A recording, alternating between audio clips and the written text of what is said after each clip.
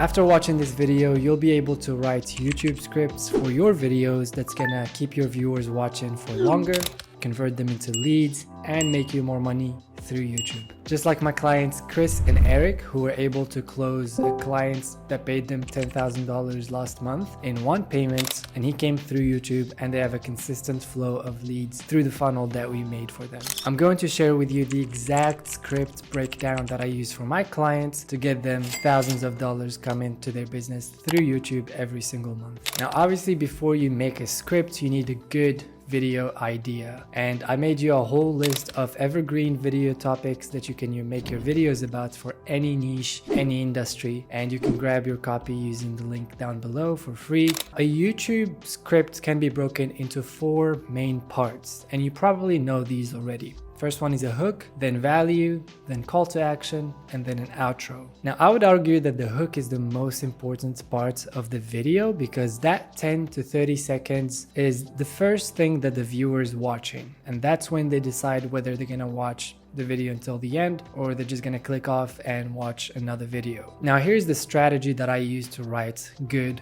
hooks. So the first sentence of your hook should be the goal that your viewer wants to accomplish. Let's say you're making a video about how to make $10,000 per month as a fitness coach. That's the goal that the viewer wants to accomplish. So the first thing that you're gonna say, in this video, I'm gonna teach you how you can make $10,000 per month as a fitness coach. And now the second sentence in the hook is where you relate to the person watching the video. You want to show them how you were exactly in their shoes a couple of years ago or a couple of months ago so that you can connect with them. And the same example for fitness coaches, it could be, I used to work hours and hours as a personal trainer at a gym and I could barely make ends meet, and I couldn't make more than $2,000 per month. And then the third part of the hook is to show them social proof, because at this point they want to see and they want to believe that you actually did it. So whether that is a Stripe screenshot or whether that is a testimonial of some sort or something that actually shows them you were able to make that goal happen and you were able to achieve that goal. And the next part is you explain exactly what they will get out of this video, whether that is some secret strategy that you give a fancy name to. I'm gonna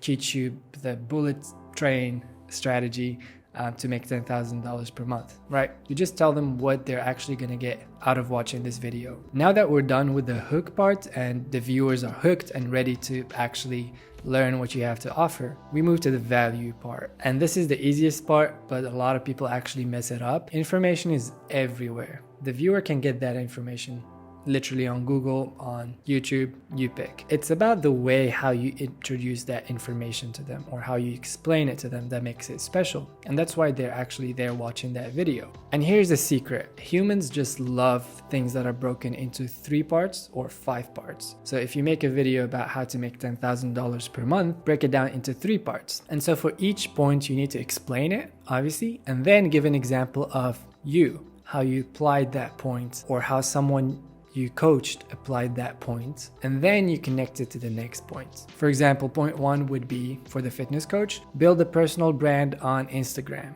So that's the main point.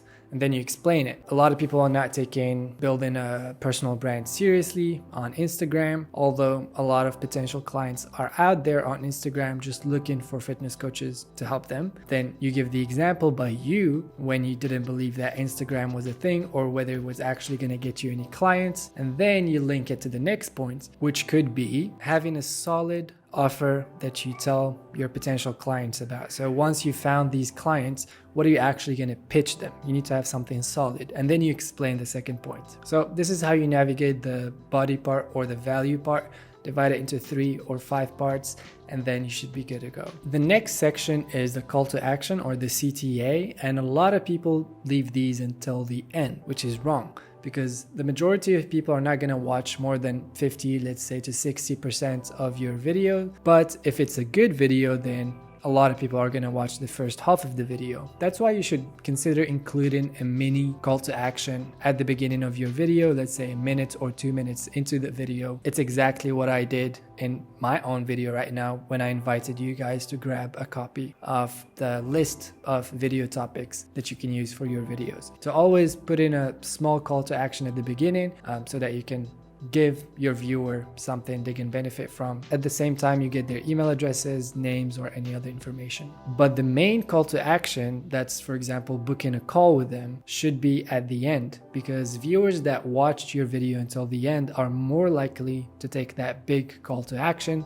since they've been listening to what you have to say, they may be interested, or they're most likely are interested in what you're offering, and so they're more likely going to book that call or take that big call to action. And in my case, that would be inviting you to book a call with me if you're interested in having me and my team take care of all those time-consuming tasks like video editing, topic research, SEO, and a bunch of other tasks when it comes to making content on YouTube to generate clients through YouTube. There's a link down in the description, so if that sounds interesting, definitely book a call with me and we'll take it from there. Now, the last part of the YouTube script is an outro, and that's not the same as the CTA, although a lot of people actually confuse both.